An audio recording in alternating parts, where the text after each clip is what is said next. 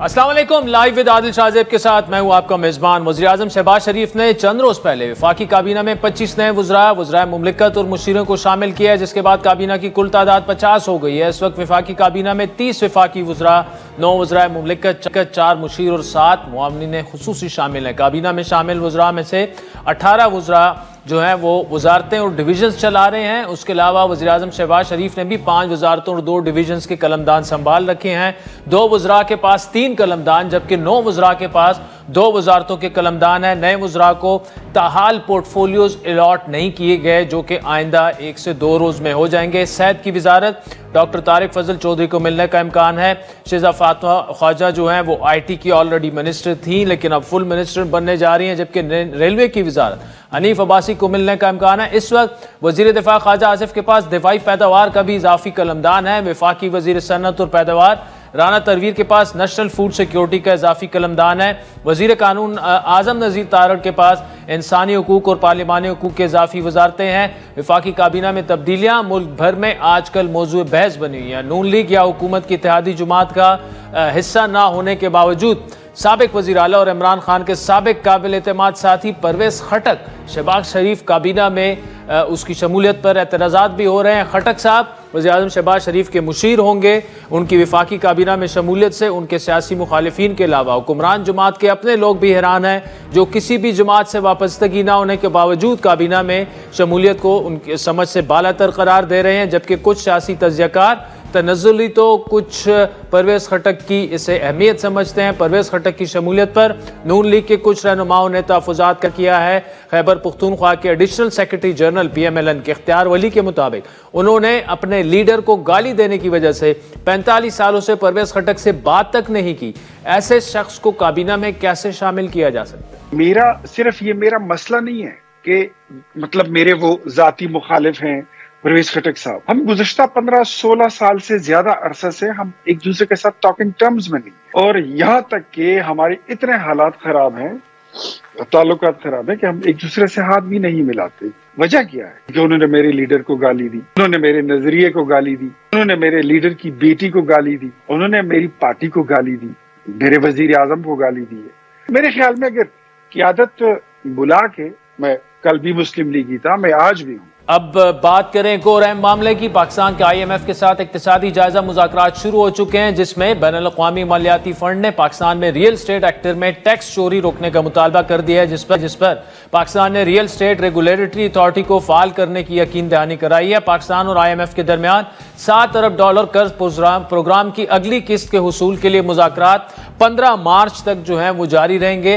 हुकूमत माशी इशारियों से मुतमईन है। तज्ज़ियाकारों के मुताबिक हुकूमत की माशी पॉलिसियाँ दुरुस्त सिमत में हैं। इस हवाले से वफाकी वज़ीर आज़म अताउल्लाह तारड़ का कहना था कि मुल्क की सिमत से मुतालिक बहुत सी कियासराइयाँ चल रही थी, लेकिन आज महंगाई में कमी हो रही है, पॉलिसी रेट भी कम हो चुका है। 9 साल 5 माह पहले सितंबर 2015 में ये 1.3% पे आई थी। लगभग 9.5 साल बाद की कम तरीन सतह है महंगाई की, अल्लाह ताला के फजल से। शरह सूद जो है वो 12% के ऊपर है, 12% के ऊपर।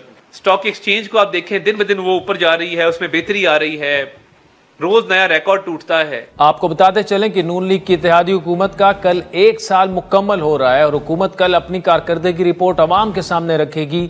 माशी और सियासी मैदान में हुकूमत ने क्या कामयाबियाँ हासिल की और किस किस महाज पर हुकूमत जो है वो नाकाम हुई। लेकिन इस सब में जो अहम मामला है, पीपल्स पार्टी जिसके बल बोते पर मुस्लिम लीग नून की ये हुकूमत खड़ी है, अगर पीपल्स पार्टी कल चाहे तो वफाकी हुकूमत को वो गिरा भी सकती है। गुज़श्ता 2-3 माह से पीपल्स पार्टी की लीडरशिप बार बार हमारे प्रोग्रामों के अलावा प्रेस कॉन्फ्रेंसेस भी करती रही कि हमसे जो वादे हुए हैं वो पूरे नहीं किए जा रहे, और खुसूसन जो पॉलिसी डिसीजंस हैं उसमें भी पीपल्स पार्टी को ऑन बोर्ड नहीं लिया जा रहा। तफसीली गुफ्तगू करेंगे पीपल्स पार्टी की नायब सदर और सीनियर रहनुमा सेनेटर शहरी रहमान साहिबा, जबकि प्रोग्राम के अगले हिस्से में वज़ीर मुमलिकत बिलाल अज़हर कियानी भी हमें ज्वाइन करेंगे। सेनेटर शहरी रहमान साहिबा, thank you so much for joining us. Chairman Bilawal और वज़ीर आज़म साहब की मीटिंग थी, स्केड्यूल्ड थी, वो अभी पोस्टपोन्ड होगी है क्या? उसकी कोई ख़ास वजह पोस्टपोन्ड होने की, और इसका एजेंडा क्या था? क्योंकि काफ़ी सख्त रिजर्वेशंस हैं पीपल्स पार्टी की गुज़श्ता 2-2.5 महीनों से, जो कि अभी तक मुस्लिम लीग नून हल करने में नाकाम रही है। دیکھیے ایجنڈاز کولیشن پارٹنرز کے درمیان ہمیشہ کرنٹ بھی ہوتے ہیں، دیرینہ بھی ہوتے ہیں، اور دیرینہ سے مطلب یہ کہ جب سے یہ کولیشن شروع ہوا ہے اس وقت سے کوئی ڈھکی چھپی بات نہیں ہے کہ اونچ نیچ خاصی ہوتی رہی ہے، چاہے وہ شراکت داری ہو بجٹ کی بنانے میں یا دوسری چیزوں میں، اور ایک سینس ہو کہ ہماری رائے لی جا رہی ہے۔ تو پنجاب کے حوالے سے بھی پریزیڈنٹ زرداری نے کچھ کمپلینٹ سنی ہیں ہمارے ممبران سے، اوپر سے پھر ایک ان کی میٹنگ الگ سے بھی تھی، آئی تھنک وہ بورڈ میٹنگ ہوتی ہے، پروموشن بورڈ ہوتا ہے وغیرہ، تو غالباً ان چیزوں کے حوالے سے ہے۔ میں کراچی میں ہوں تو I have not really checked on this agenda، لیکن یہی ایجنڈا ہوتا ہے ہمیشہ کہ ہمارے تعلقات میں اور اگر کس طرح ہموار ہو سکتے ہیں اور کس طرح بہتری آ سکتی ہے، اور جو سندھ اور پاکستان پیپلز پارٹی چاہے بلوچستان ہو، پنجاب ہو، جہاں بھی کی بات ہو رہی ہو، یہ صوبائی مسائل بھی آ جاتے ہیں اس میں کہ وہ کس طرح حل ہو سکتے ہیں۔ ابھی 1 سال ہونے کو آ رہا ہے، تو یہ میں سمجھتی ہوں اس میں پرائم منسٹر کی جو توجہ ہوتی ہے وہ بہت ضروری ہوتی ہے۔ اچھا شریف صاحبہ، یہ پوسٹ پون ہونا میٹنگ کوئی خاص اس کی وجہ اختلافات کا زیادہ ہونا بھی ہو سکتا ہے یا ایک نارمل روٹین میٹر اسے سمجھا جائے؟ یہ تو آپ پی ایم آفس سے پوچھیں جی، آئی مین دس از ایک دن کی اونچ نیچ میں تو میں نہیں سمجھتی کوئی ایسی بات ہوتی ہے۔ اچھا، کابینہ کی تعداد بڑھا دی گئی ہے، اسٹیٹ منسٹرز ہیں، فیڈرل منسٹرز ہیں، کافی زیادہ لوگ اس میں آ چکے ہیں۔ اب پیپلز پارٹی ایک ایسی کولیشن پارٹنر ہے جس کے بغیر حکومت چل نہیں سکتی، تو کیا پیپلز پارٹی کو آن بورڈ لیا گیا؟ کیونکہ اس میں کچھ ایسے لوگ بھی شامل ہیں، فار ایگزامپل تحریک انصاف کے سابق رہنما پرویز خٹک صاحب ہیں، کیا اس پر آپ کو اعتماد میں لیا گیا؟ اور آپ کی سپورٹ کے بغیر of course I would repeat کہ ایک دن بھی نہیں چل سکتی گورنمنٹ۔ دیکھیے بات سمپل سی ہے کہ جب پیپلز پارٹی نے کہہ دیا ہے اور ایک دفعہ نہیں بار بار کہا ہے کہ ہم وفاقی کابینہ کا حصہ نہیں ہونا چاہتے، تو میں سمجھتی ہوں آگے پھر انہوں نے جس طرح پروسیڈ کرنا ہے وہ کریں گے۔ اور جہاں تک اعتماد میں لینے کی بات ہے، دیکھیے سارا مسئلہ یہی ہے کہ مجھے نہیں پتا کہ فیڈرل کیبنٹ کے حوالے سے اعتماد میں لینا تھا یا نہیں، لیکن بہت ساری اور اہم اور ٹھوس باتیں ہیں جس کا میں اس وقت ذکر نہیں کرنا چاہتی، بہت سو کی بار بار بات ہو چکی ہے، جو تحفظات ہیں اور آن بورڈ لینے کا ایک میں سمجھتی ہوں ٹھوس عمل ہونا چاہیے، یہ آن آف سلسلہ نہیں ہونا چاہیے۔ ایز این انڈیپینڈنٹ جرنلسٹ جو چیز ہمیں نظر آتی ہے، دیکھیں آپ گورنمنٹ کو سپورٹ کر رہے ہیں، ویدر اور not you like it, government کی پرفارمنس کا ملبہ کل کو آپ پر گرنا ہے، آپ کابینہ کا ایسا نہیں ہے، لیکن عوام یہ بھی کہہ سکتی ہے کہ آپ کی وجہ سے ہی یہ حکومت رہی ہے، تو تحفظات آپ کو بھی ہیں اور شاید عوام کو بھی پرفارمنس کو لے کر تحفظات ہیں، تو یہ ذمہ داری اور اونرشپ آپ چاہیں یا نہ چاہیں آپ کی پارٹی کو شاید کل شیئر کرنی پڑے۔ دیکھیے یہ اب آپ کی رائے ہے کچھ لوگوں کی، تو بالکل ایسی بات ہم جو لوگوں سے ملتے ہیں، بات چیت ہوتی ہے، گفت و شنید میں سب کے ساتھ رہتے ہیں، بہت سارے لوگوں کی یہ رائے نہیں ہے۔ اور یہ بھی دیکھیے کیونکہ کابینہ میں ہوتے ہیں تو پھر فل آپ لوڈ لیتے ہیں، اور یہ کوئی ذمہ داریوں سے بھاگنے کا مسئلہ نہیں ہے جی، یہ کوئی ایسی بات نہیں ہے، مگر ہم فوکس کرنا چاہ رہے تھے اپنے سیاسی جو جتنے بھی ٹارگٹس ہیں اور گولز ہیں ان پر، تو یہ ایک تھوڑا سپیس ملتا ہے۔ کابینہ میں ہوتے ہیں تو سارے کے سارے اسی میں پھر اسی سائیکل میں رہتے ہیں، اور ہم نے آخر پارلیمانی ذمہ داریاں لی ہیں، کورم بھی ہم پرووائڈ کرتے ہیں، اور ہر چیز میں ہم جو اگر کچھ ایسے قوانین ہیں جس میں ہمیں بھی تحفظات ہیں تو ہم بے شک امینڈمنٹس لے آئیں گے۔ اچھا، الٹیمیٹ گول پیپلز پارٹی کا کیا ہوگا شریف صاحبہ؟ if you like to share with us، آپ گورنمنٹ کو سپورٹ کر رہے ہیں، پاکستان کی تاریخ میں کم ہوتا ہے کہ ایک پارٹی اقتدار میں ہوتے ہوئے اقتدار نہیں لینا چاہتی۔ دیکھیے الٹیمیٹ گول یہ ڈسکشن 1 سال سے چیئرمین بلاول بھی سمجھاتے آ رہے ہیں، ہر ٹاک شو کی زینت بن چکا ہے۔ I don't know، اس کا ایک سیاسی منظر ایک ہوتا ہے ظاہر ہے کہ ہم اپنی سیاست پہ فوکس کریں، اور پارلیمانی جو سیاست تھی وہ بالکل ختم ہو گئی تھی، اور اس پر تھوڑا فوکس کریں. پھر ہمارے جو میچ نہیں کرتے، سب کے اپنے اپنے منشور ہوتے ہیں جی، تو اس پر آگے بڑھیں. کافی پروگرام ہیں، مثلا سندھ اور بلوچستان میں تو ابھی ہونے ہیں، لیکن کافی پروگرامز ہیں خاص طور سے سیلاب زدگان کے حوالے سے. جو لوگوں کے ایشوز ہیں ان پر فوکس کرنے کا خاص طور سے چیئرمین کو ٹائم ملتا ہے، ان کی کور ٹیم کو ٹائم ملتا ہے. اور آپ دیکھ رہے ہیں کہ ریزیلینٹ ہاؤسنگ پاکستان کی سب سے بڑی اس وقت 2 ملین سے زیادہ لوگوں کی بن رہی ہے، یہ جس کو ورلڈ بینک نے بھی سراہا ہے، اور سارے پروگرامز اب سراہے جا رہے ہیں. This is because we are able to focus on these things. اچھا بتائیے، پنجاب جو ہے اوبویسلی آپ کی وہاں پہ گورنمنٹ نہیں ہے اور آپ کے پارٹی کے گلے شکوے بھی ہیں. پنجاب میں گراؤنڈ بنانے کے لیے آپ کو کیا چیلنجز آپ کے خیال میں درپیش ہوں گے اس وقت گین کرنے کے لیے؟ دیکھیے، پنجاب سب سے بڑا صوبہ ہے ملک کا، وہاں کے آپ کو پتہ ہے پاپولیشن بھی کتنی ہے، تو چیلنجز بھی اتنے ہیں. لیکن ایک جسے کہتے ہیں نا، وہاں کی فضا اس وقت آلودہ ہے. ضروری نہیں ہے کہ سیاسی فضا صرف آلودہ ہو جائے. تو دیکھیے، سیاست کو آلودگی سے پاک رکھنا ہم سب کا اس وقت نصب العین بھی ہونا چاہیے. ایک تلخی آ گئی ہے سیاست میں جو میں سمجھتی ہوں اسے ہمیں دور ہٹ کرنا چاہیے. لیکن پنجاب اسپیسیفکلی کے حوالے سے یہاں دیکھیے، وہاں ہمارے گورنر ہیں، وہ ایکٹیو ہیں، وہ آئے دن جو بھی پیپلز پارٹی کا موقف ہوتا ہے، جو مسئلے مسائل ہوتے ہیں، اور ایک پارٹنرشپ کی فیلنگ ہونی چاہیے ہمارے ایم پیز کو، جو وہ کہہ رہے ہیں بار بار کہ انہیں نہیں دی جا رہی. ان کو اپنا گورننس میں شیئر ملنا ہے، ایک پارٹنرشپ کی حیثیت ہونی چاہیے جو کولیشنز میں ہوتی ہے. آخر پیپلز پارٹی نے کولیشن گورنمنٹس چلائی ہیں اور بہت میں سمجھتی ہوں کامیابی کے ساتھ چلائی ہیں. زرداری گیلانی صاحب نے، دونوں نے. جب تو اپوزیشن نون کی تھی ان کو بھی آن بورڈ ہر چیز میں لیا جاتا تھا، بڑی لیجسلیشن پورے کنسنسس سے ہوتی تھی. تو اس کا ایک طریقہ ہے، کوئی راکٹ سائنس نہیں ہے. تو ہم وہی سوچتے ہیں جو ہم کر پاتے اپنے دور میں ہم کر پائیں، وہ ہم سمجھتے ہیں کہ ہمارے ساتھ بھی ہو ایسا. اچھا صاحبہ، یوکرین کی بات کریں، ہم نے پچھلے 3-4 دنوں میں دیکھا ان کے جو پریزیڈنٹ تھے زیلنسکی، اوول آفس میں ان کی جو میٹنگ ہوئی، کچھ لوگ اسے ہیوملیشن سے تعبیر کرتے ہیں، لیکن ہم دیکھ رہے ہیں کہ ایک ڈیفرنٹ ورلڈ آرڈر بنتے ہم دیکھ رہے ہیں جس میں پریزیڈنٹ ٹرمپ کو مطلب گنا جینوسائیڈ تو نظر نہیں آ رہا، لیکن یوکرین والے معاملے کو وہ ڈیفرنٹ دیکھ رہے ہیں کہ کیوں ہم اتنے بلینز آف ڈالر جنگ میں جھونکے آپ لوگوں کو بچانے کے لیے، لیکن دوسری جانب وہ اسرائیل کو نان سٹاپ اربوں ڈالرز کے ہتھیار دیتے جا رہے ہیں. آپ کو یہ معاملہ کیسے سیٹل ہوتا دکھائی دے رہا ہے آگے جا کے؟ کیونکہ پہلی دفعہ ہم نے دیکھا کہ یورپینز اور یو ایس جو ہیں وہ ڈیفرنٹ بوٹس میں ہیں.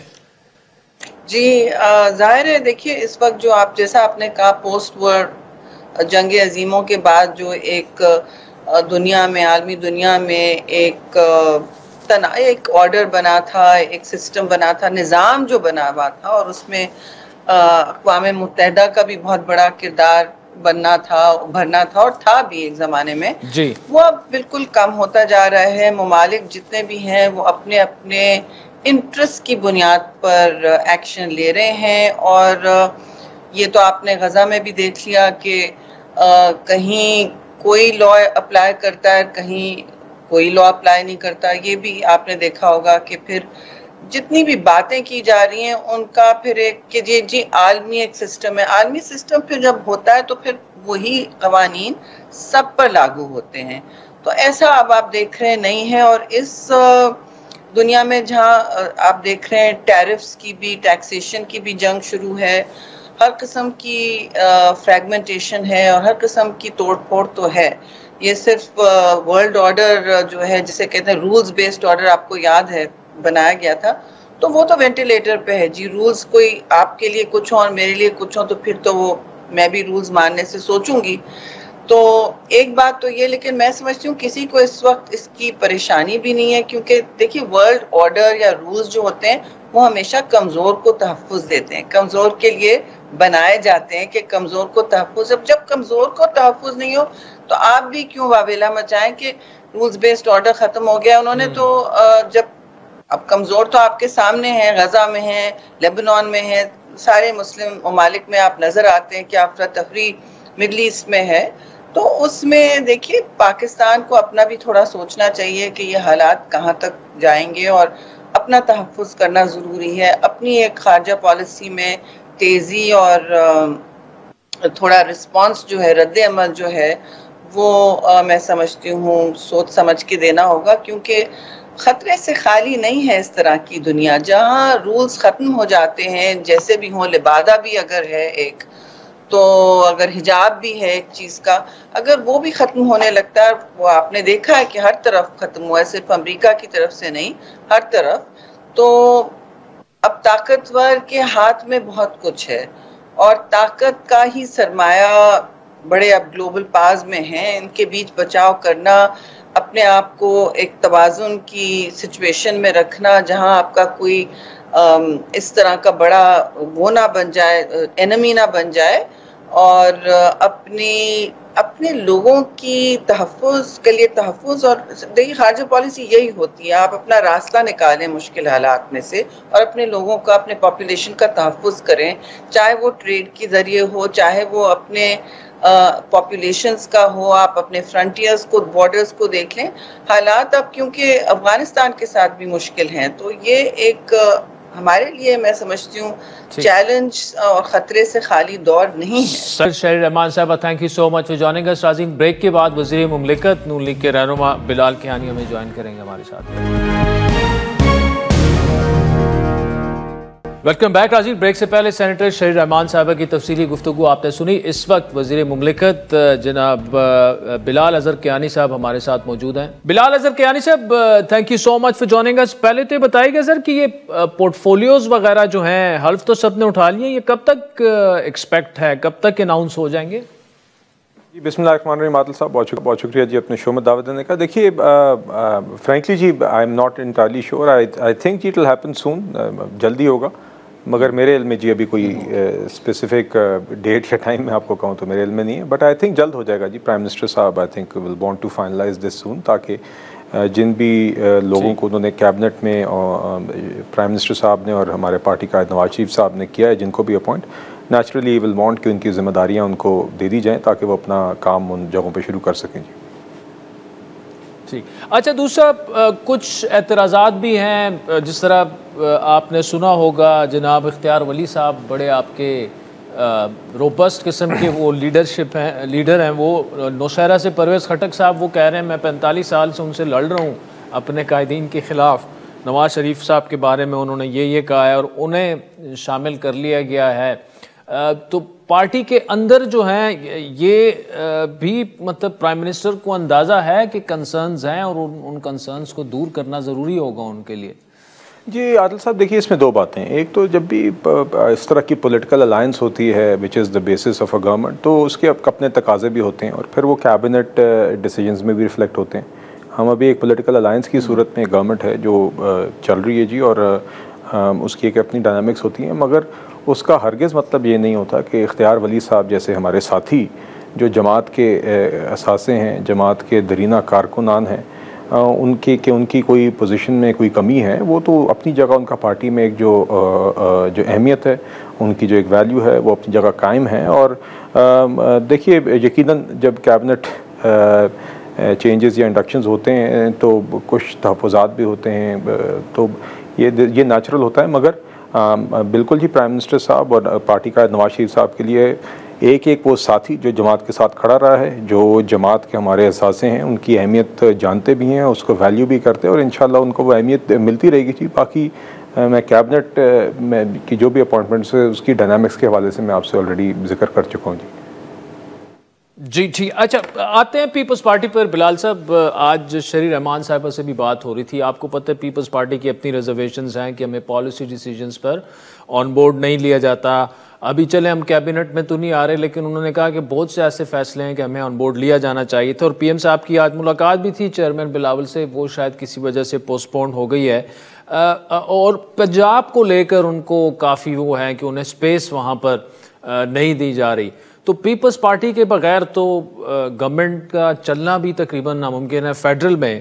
تو کیا پالیسی لیول پر یہ کوئی ڈسکشن ہوئی ہے کہ پیپلز پارٹی کے ساتھ مل بیٹھ کر یہ مذاکرات یہ معاملات حل کیے جائیں؟ جی عادل صاحب دیکھیے آپ نے دیکھا ہے کہ پی ڈی ایم حکومت کے دور پہ بھی اور آج بھی پیپلز پارٹی کے ساتھ ہماری ایک الائنس ہے اور ایک بڑی میچور اور ہیلتھی ایک ریلیشن شپ ہے جی. اور دیکھیے آپ نے دیکھا ہے کہ ایک ریگولر ڈائلاگ چاہے وہ لیڈرشپ سطح پہ ہو جس میں فار ایگزامپل پرائم منسٹر صاحب سے بلاول صاحب مل رہے ہوں, یا ورکنگ سطح پہ ہو جس میں ہمارے پارٹی کے سینئر ممبرز اور پیپلز پارٹی کے سینئر ممبرز ملتے ہیں اور دیگر ایشوز ڈسکس کرتے ہیں. ایک ریگولر ڈائلاگز جاری رہتے ہیں. اس میں آئی تھنک کافی ایشوز کے اوپر کافی معاملات پر مشاورت رہتی بھی ہے جی. اگر کہیں کوئی کمی بیشی ہے تو وہ بھی انشاءاللہ پوری کریں گے, دور کریں گے. مگر یہ دیکھیے یہ اس طرح کے الائنس کے اندر اس طرح کے ایشوز تحفظات کراپ اپ کرتے ہیں اور اس کو ہم ریگولرلی ایڈریس کرنا ہوتا ہے. مین تھنگ اس کہ ایک پروڈکٹیو اور ایک میچور ریلیشن شپ قائم رہے جو کہ بیسس رہے اس حکومت کی, جو کہ اور یہ وہ اس حکومت کی جو کہ آج اس ملک میں اسٹیبلٹی جو ہم نے ایک سال بعد دیکھی ہے اس کی ایک بنیاد بنی ہے. جو مقصد تھا اس حکومت بنانے کا اس کے اثرات ہم نے دیکھے ہیں اور وہ اچیو کیا الحمدللہ, اور آگے مزید اس سفر کو جاری رکھیں گے. تو پیپلز پارٹی جی ہماری بڑی ویلیوڈ پارٹنر بھی ہے, ایلائی ہے, اور انشاءاللہ ہر سطح پہ لیڈرشپ سطح پہ اور ورکنگ سطح پہ جو بھی ایشوز ہیں اس کو ان کے ہم سنیں گے اور ایڈریس کریں گے, اور یہ اسی طریقے سے انشاءاللہ ایک ریگولر سلسلہ جاری رہے گا جی. بلال صاحب کل آپ کی گورنمنٹ ایک سال کی پرفارمنس جو ہے وہ عوام کے سامنے رکھنی جا رہی ہے. آبویسلی اسٹیبلٹی ہم نے دیکھی کہ آئی ہے اور انفلیشن جو ہے وہ بھی نیچے آئی ہے, سنگل ڈیجٹ میں آئی ہے, انٹرسٹ ریٹ بھی نیچے آیا ہے, پھر کرنٹ اکاؤنٹ سرپلس بھی ہوا ہے. تو لیکن ایک چیلنج ہوگا, اور جو کہ پرائم منسٹر صاحب سے میری جب خود بھی بات ہوئی ان کو بھی اس بات کا ادراک ہے کہ اب جو ہم نے اڑان اڑنی ہے جو کہ گروتھ کی طرف کا ایک سفر ہے وہ آسان نہیں ہوگا, اور ایک ایسے ٹائم میں جب ملک میں سیکیورٹی چیلنجز بھی ہیں اور آپ کو پتہ ہے انویسٹمنٹ لانا اتنا آسان کام نہیں ہے. کتنا چیلنجنگ ہوگا آپ کے خیال میں گورنمنٹ کے لیے اب گروتھ میں آگے جانا؟ جی دیکھیے عادل صاحب میرے خیال سے اس سے زیادہ چیلنجنگ نہیں ہوگا جتنا چیلنجنگ پچھلا ایک سال تھا, اور ان چیلنجز کے باوجود ہم نے ہدف اچیو کیا. آج مہنگائی کی شرح 1.5% پر ہے, فیبرری کی ماہ کی جو آئی ہے جو 2016 کے بعد کم ترین شرح ہے. آج آپ کا ایک اسٹیبل ایکسچینج ریٹ ہے, پالیسی ریٹ ہے جو تقریباً آدھا ہو گیا ہے from when we came into government. اور آپ نے دیکھا ہے کہ کرنٹ اکاؤنٹ بیلنس پازیٹیو ہے, پرائمری بیلنس کے حوالے سے ہم اپنے ہدف آن ٹریک ہیں, آئی ایم ایف کے ساتھ بھی جو پروگرام ہے. تو دیکھیے اسی طریقے سے آگے اب نیکسٹ سٹیج میں جو سسٹینیبل اور انکلوسیو اکنامک گروتھ ہم نے اچیو کرنی ہے, اور خاص طور پہ جو ہم نے ایکسپورٹس کو سسٹینیبلی بڑھانا ہے تاکہ ہماری وہ بنیاد برے سالانہ طور پر ملک میں فارن ایکسچینج ریزروز کو بڑھانے کی, ڈالر کمانے کی. چونکہ آپ جانتے ہیں کہ یہ ڈالرز کی قلت ہی ہمیشہ ایک وجہ بنتی ہے کہ ہمیں آئی ایم ایف کی طرف بار بار واپس جانا پڑا ہے. تو ہم نے اس دلدل سے نکلنا ہے, اور پرائم منسٹر صاحب یہ بار بار کہتے ہیں کہ this has to be the last I M F program.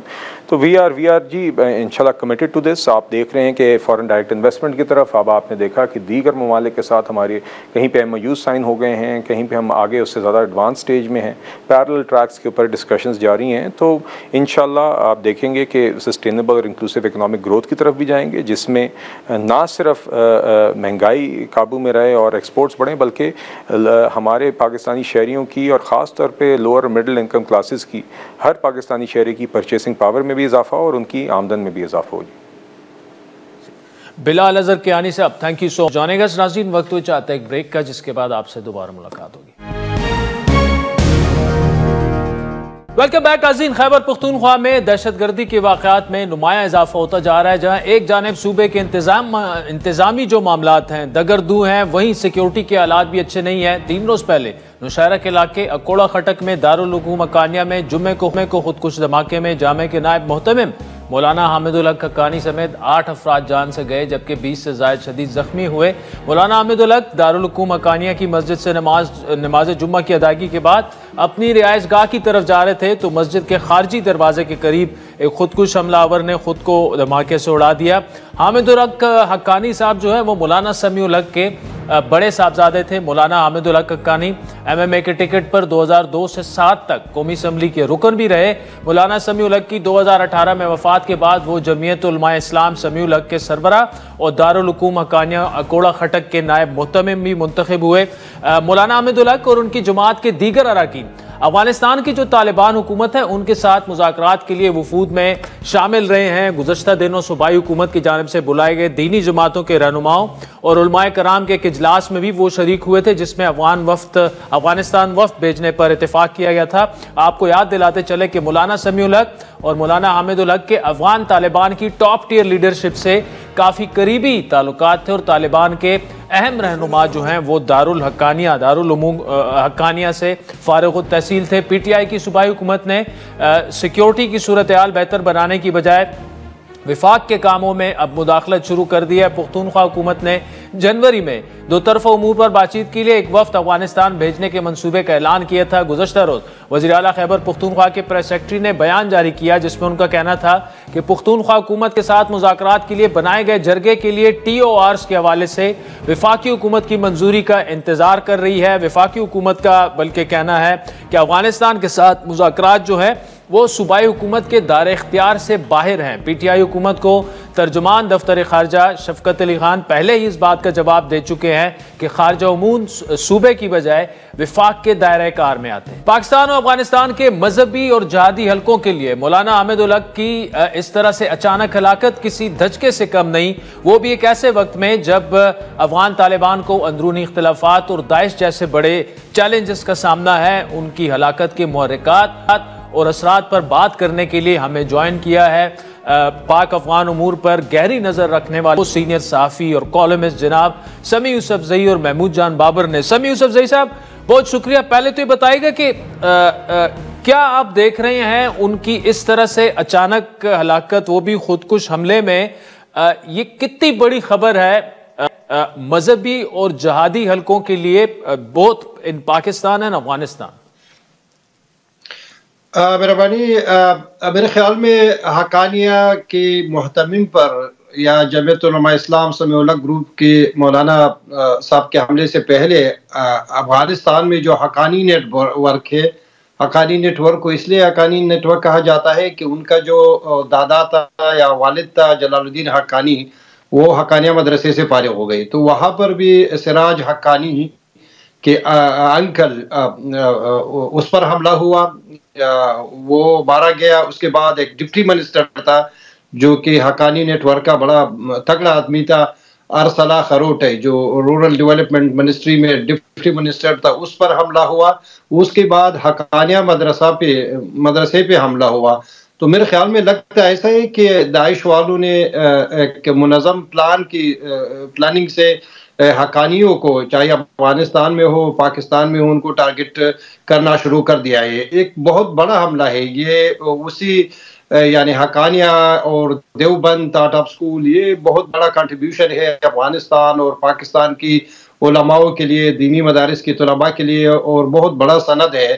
تو اس کا مطلب یہ ہے کہ یہ جو گروپ ہے, یہ جو داعش ہے, جو بھی ہے, وہ بڑی منظم طریقے سے یہاں پر جو افغانستان میں جو اکالی کے لوگ ہیں, پاکستان میں حقانیہ کے مدرسہ ہے, ان پر اٹیک کر رہی ہے تاکہ ان کے جو مستقبل میں جو ان کے خیالات ہے, جو ان کے پلاننگ ہے داعش کا, جہاں سے مذہبی طبقوں کا تعلق ہے, تو وہاں سے وہ ریسورسز کو ختم کرنا چاہتے ہیں. وہ اپنے لیے نام بھی کمانا چاہتا ہے تاکہ وہ ان جگہوں پہ حملہ کرے جہاں سے جہادی سرگرمیاں شروع ہو جاتا ہے. اس میں کوئی شک نہیں ہے کہ مولانا سمیع الحق کا بیٹا جو حامد الحق, انہوں نے بہت سخت باتیں کی ہے 2 دن پہلے, بالخصوص پاکستانی اسٹیبلشمنٹ کے بارے میں. تو شاید جو لوگ یہ چاہتے ہیں کہ یہ اٹیک کرے, انہوں نے بڑی دقت سے انہوں نے اس ٹائمنگ کا انہوں نے فیصلہ کیا کہ اس وقت ان کو مارنا ہے. جو پہلے سے حامد الحق نے وہی بات کی جو مولانا فضل الرحمان کرتے ہیں, لیکن مولانا فضل الرحمان ایک بہت بڑا سیاستدان ہے, ان کو فصاحت و بلاغت حاصل ہے, وہ ہر بات کو اپنے انداز میں کر سکتے ہیں. لیکن حامد الحق نے جو باتیں کی وہ بھی بہت سخت ہے, بالخصوص پاکستانی آرمی کے بابت. تو شاید اسی وجہ سے جو عناصر ہے جو چاہتے ہیں کہ اسٹیٹ اور علماءوں کے درمیان ایک لڑائی ہو, انہوں نے یہ فیصلہ کیا کہ یہ بہترین وقت ہے کہ ان کو ایک ضرب لگانا ہے. تو یہ مذہبی علوم کی ایک علامت ہے حقانیہ مدرسہ, اس پر حملہ بہت بڑا حملہ ہے.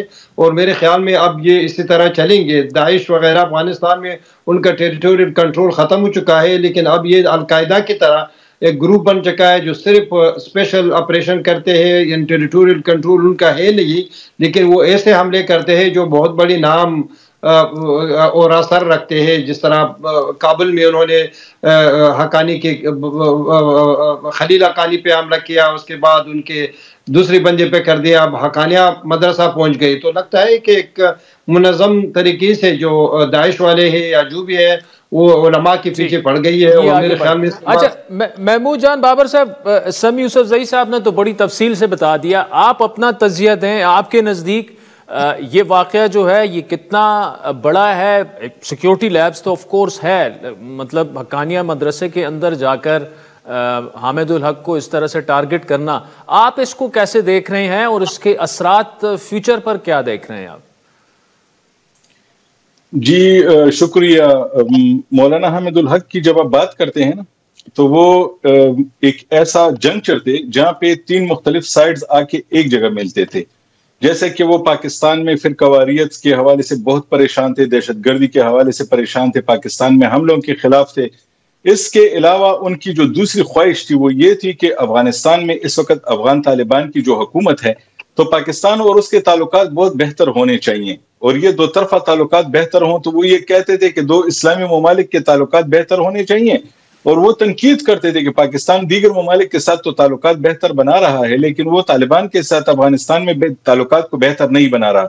تیسری ان کی جو حیثیت تھی وہ یہ تھی کہ وہ مین نیگوشیٹرز میں سے تھے جو خیبر پختونخوا کی حکومت مذاکرات کرنے جا رہی تھی. تو ایک کندھا انہوں نے دیا تھا، اور ان کے حوالے سے یہ بات تھی کہ ان کے اہم لوگ اس میں جائیں گے. جب جرگہ جائے گا تو اگر وہ خود نہیں جاتے تو ان کے اہم کوئی بندہ اس میں ضرور شامل ہوگا، اور ان کا نام بھی انہوں نے دیا تھا. تو اس کا مطلب ہے کہ وہ دو تین کام اکٹھے ایک ہی وقت میں کرنا چاہتے تھے لیکن وہ نہیں ہو پا رہے تھے. تو اس لیے وہ کچھ یہاں پہ خیبر پختونخوا حکومت کے بھی دوست سمجھے جا رہے تھے، وہ پاکستان میں دہشت گردی کے خلاف حملوں پہ پاکستان کے بھی دوست سمجھے جا رہے تھے، اور وہ افغانستان میں افغان طالبان کے لیے پریشان ہو کے افغان طالبان کے بھی دوست تھے. تو وہ ایک ایسی جگہ پہ تھے اور ایک ایسی حیثیت میں تھے کہ وہ تینوں حیثیتوں میں پریشان تھے.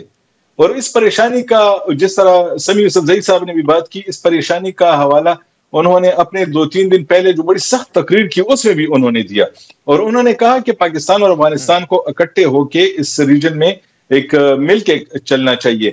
تو میرا خیال ہے کہ یہ سب کے لیے ایک ایسے شخص پہ کیا گیا جس سے 2-3 جگہوں پہ کافی تکلیف ہوئی ہے، اور فائدہ جسے بھی ہوا ہے، لیکن وہ جو معلوم گروپ ہیں ان میں سے ابھی تک کسی نے اس کی ذمہ داری قبول نہیں کی. پاکستان میں جو لوگ پاکستان کی حکومت کے ساتھ لڑ رہے ہیں انہوں نے اس کی مذمت کی، ان کے لیے دعا کی، اور باقی جو گروپس ہیں انہوں نے بھی یہ کیا. ایک گروپ جس کا حوالہ سمیع یوسفزئی نے دیا، انہوں نے ابھی تک اپنا اس حوالے سے موقف نہیں دیا، نہ انہوں نے اس کی، میرے معلومات کے مطابق، یا تو انہوں نے کیا ہوگا مجھے معلوم نہیں، کہ انہوں نے بھی اس کی ذمہ داری نہیں لے، لیکن فائدہ ان کو ہوتا ہے اگر وہ لیتے ہیں. تو حامد الحق حقانی جو ہے وہ اس وقت ایک ایسی پوزیشن پہ تھے کہ میرے خیال میں کہ 2-3 جگہوں سے جو کام چل رہا تھا اور وہ کام آگے بڑھ رہا تھا اس کو نقصان پہنچانے کی کوشش کی گئی ہے، اور اب یہ نہیں معلوم کہ یہ نقصان پہنچا کے کس نے ایسا کیا، کیونکہ یہاں پہ تو صرف لوکل معاملہ تو نہیں چل رہا. سمیع یوسفزئی صاحب، محمود جان بابر صاحب، تھینک یو سو مچ. ناظرین وقت بھی چاہتا ہے ایک بریک کا، جس کے بعد آپ سے دوبارہ ملاقات. ویلکم بیک ناظرین. 28 فروری کو امریکہ میں وائٹ ہاؤس کے اوول آفس میں یو ایس پریزیڈنٹ اور یوکرینین پریزیڈنٹ جو ہیں ولادیمیر زیلنسکی کے درمیان ہونے والی ملاقات نے اس وقت پوری دنیا کو حیران کر دیا جب دونوں ممالک کے صدور کے درمیان دیکھتے ہی دیکھتے تکرار میں بدل گئی. ڈونلڈ ٹرمپ اور زیلنسکی کے درمیان وائٹ ہاؤس میں ہونے والی ملاقات میں اس وقت بدمزگی پیدا ہوئی جب یوکرینین پریزیڈنٹ کی امریکی صدر اور نائب صدر سے معدنیات سے متعلق معاہدے پر بات چیت کے دوران تکرار ہوئی. امریکی صدر ٹرمپ نے یوکرینی صدر سے کہا کہ روس کے ساتھ معاہدہ کریں ورنہ ہم پیچھے ہٹ جائیں گے. اس کے بعد تکرار ہوئی، وہ پوری دنیا نے دیکھی، اور جو معاہدہ ہونا تھا، جو پریس کانفرنس ہونی تھی، وہ پوسٹ پونڈ ہو گئی. پھر یوکرینین جو پریزیڈنٹ ہیں وہ ہم نے دیکھا کہ یورپ پہنچے، برطانیہ پہنچے. وہاں انہیں جو خصوصاً کیئر سٹارمر ہیں، برٹش پرائم منسٹر ہیں، انہوں نے نہ صرف امداد کا اعلان کیا بلکہ وہ جو ابھی تک برطانیہ اور یورپین ممالک کرتے آئے ہیں یوکرین کے ساتھ، وہ ایک ایکسٹینڈ کیا. ثقلین امام صاحب معروف براڈ کاسٹر اور صحافی لندن سے موجود ہے. ثقلین صاحب، what do we call it؟ مطلب پوسٹ 1990 کے بعد ہم دیکھ رہے ہیں کہ یورپینز اور یو ایس جو ہے وہ بالکل الگ سائڈ پہ کھڑے ہیں اور ایسا لگ رہا ہے کہ ایک نیا ورلڈ آرڈر ترتیب ہو رہا ہے جس میں کوئی ویلیوز کی کوئی گنجائش نہیں ہوگی. یہ آپ نے جو پہلی بات کہی کہ نیا ورلڈ آرڈر ترتیب دیا جا رہا ہے یا ہو رہا ہے, یہ بات تو بالکل یعنی کسی بھی قیاس کے بغیر ہم کہہ سکتے کہ ایسا ہو رہا ہے. چیزیں بدل رہی ہیں اور ان چیزوں بدلنے کا بہت دیر بعد یہ اثر آ رہا ہے. یہ بہت پہلے ہو جانی چاہیے تھی. لیکن جہاں تک کہ رولز نہیں ہوں گے, یہ ہم لوگوں کی شاید تاریخ سے صرف نظر ہم کر رہے ہیں کہ تاریخ میں رولز ہی یہی ہوتے ہیں کہ طاقت جو ہوتی ہے وہی رولز ڈٹرمن کرتی ہے. اگر آپ کسی بھی زمانے کے رولز کو یعنی ورلڈ آرڈر کو دیکھیں گے تو جہاں پہ جو بھی ایک طاقتور امپائر تھی اس نے رولز ڈٹرمن کیے, چھوٹی طاقتوں نے ان رولز کو فالو کیا, اور جو اس سے بھی چھوٹی تھی جو ان رولز کے تحت نہیں چلنا چاہتی تھی وہ ہمیشہ لڑتی رہیں اور یا تو تباہ ہو جاتی تھی یا اپنے چھوٹے چھوٹے انکلیو بنا لیتی. یہ آپ کو رومن امپائر سے لے کر اور اب تک یہی ملے گا ہمیشہ. سرد جنگ کے دوران روس جو پہلے سوویت یونین تھا اس وقت, اور امریکہ جو کہ ایک آزاد دنیا کا لیڈر سمجھا جاتا رہا ہے اور ابھی بھی ہے, تو ان کی جو سرد جنگ رہی اس دوران بہت سے ملک ایسے تھے جو ان کے ایک دھڑے میں شامل ہو گئے یا دوسرے دھڑے میں, اور کئی ممالک تھے جو غیر وابستہ تحریک سے منسلک ہو گئے اور انہوں نے اپنے آپ کو قدر آزاد رکھنے کی کوشش کی. لیکن بہرحال بالآخر فیصلے جو تھے, یا اگر وہ ملک طاقتور ہوتے تھے تو اپنے فیصلے کر لیتے تھے, ورنہ ان کو کسی نہ کسی بڑی طاقت کی پابندیاں یا مصیبتیں جھیلنی پڑتی تھی. تو اب اگر امریکہ نے ایک جو بات کہی ہے, میں اس کو کوئی بھی ایک ایکسیپشن نہیں کہوں گا کہ رولز ختم ہو گئے ہیں یا دنیا تباہ ہو گئی, نظام ختم ہو گئے ہیں. خود اقوام متحدہ کی جو تشکیل تھی اس کا بھی کوئی رول طاقت ہی کی بنیاد پر تھا. یعنی اپنے 5 ممالک کو ویٹو پاور دے دی. کیوں دے دی؟ باقیوں کو کیوں نہیں دی؟ یا ان جو 5 کو دی وہ کیوں واپس کیوں نہ لی گئی؟ اسی لیے کہ آپ طاقتور کی طاقت کو تسلیم کرتے ہوئے ہی کوئی سسٹم چلا سکتے ہیں. اگر سب کو برابر ویٹو پاور دے دی جائے تو لیگ آف نیشنز تباہی اس لیے ہوئی تھی کہ ہر رکن جو تھا وہ کسی بھی لیگ آف نیشن کے فیصلے کو ویٹو کر سکتا تھا. تو اس لیگ آف نیشن کی ناکامی کا تجربہ رکھتے ہوئے پھر جب یونائٹڈ نیشنز بنائی گئی تھی تو اس میں یہ ویٹو پاور جو تھی یہ یا تو ایسا ہونا چاہیے تھا کسی کو بھی نہ دیتے, لیکن اس وقت پھر جو بڑی طاقتیں, جو کامیاب طاقتیں جن میں روس, سوویت یونین تھا, امریکہ تھا, برطانیہ تھا اور فرانس تھا, پھر ایک چین, حالانکہ اس وقت بڑی طاقت نہیں تھا لیکن اس کو بھی تسلیم کیا گیا ایک بڑے ریجن کے طور پہ کہ ان کی ویٹو پاورز ہونی چاہیے, جو کہ چین کو یہ ویٹو پاور کو سن 70 کے یعنی 1971 کے بعد ملی. اس سے پہلے چین کی ویٹو پاور تھی وہ فارموسا یا جس کو آج ہم تائیوان کہتے ہیں اس کے پاس رہی. تو اب دنیا کا جو نیا آرڈر وہ یہ نہیں ہوتا کہ وہ رول بیسڈ ہوتا ہے, بڑا انصاف پسند ہوتا ہے, بڑا ہم باتیں ضرور کرتے ہیں, رولز بھی بناتے ہیں, لیکن طاقت ہی طے کرتی ہے. تو اب امریکہ نے اصل میں اس طاقت کے توازن میں تھوڑی سی تبدیلی کی ہے, اور وہ اس نے ساری بلکہ اپنے اتحادیوں کو یہ بتایا ہے جو یورپ میں ہے کہ بھئی نیٹو کی ساری ذمہ داری مجھ پر ہے اور میری امبریلا میں تم لوگ ترقی کرتے چلے گئے ہو یا تم کو ایک پروٹیکشن ملی ہے. اب یہ رولز بدلنے ہیں کیونکہ امریکہ جو ہے وہ ایکچولی بڑی بینکرپسی کے قریب ہے. اگر آپ امریکہ کے ڈیٹس یعنی قرضے اگر دیکھیں تو وہ $1 ٹریلین سے زیادہ کے پہنچے ہوئے ہیں. اچھا سکلین صاحب, بڑا تفصیلی آپ نے ایکسپلین کیا. اب مجھے آخر میں بتائیے گا کہ دونوں سیناریو, یہ پورا جو آپ نے ہمیں ایکسپلین کیا, اس میں غزہ اور یوکرین میں فرق کیوں؟ پھر کہ ایک جو سوال بار بار اٹھایا جا رہا ہے کہ امریکہ اگر کہہ رہا ہے کہ ہم کیوں کروڑوں ڈالر یوکرین کی جنگ میں جھکائیں, ہمیں اس کا کوئی نہیں ہے, لیکن دوسری جانب وہ کروڑوں اربوں ڈالر جو ہیں وہ غزہ کی جینوسائیڈ میں, فلسطینیوں کی جینوسائیڈ میں گھسا چکے ہیں. دورہ میں آ رہا ہے. دیکھیے اس میں اگین وہی بات آئی کہ رولز جس نے بنانے وہ طاقتور ملک امریکہ ہے اور امریکہ کے اتحادی ہیں.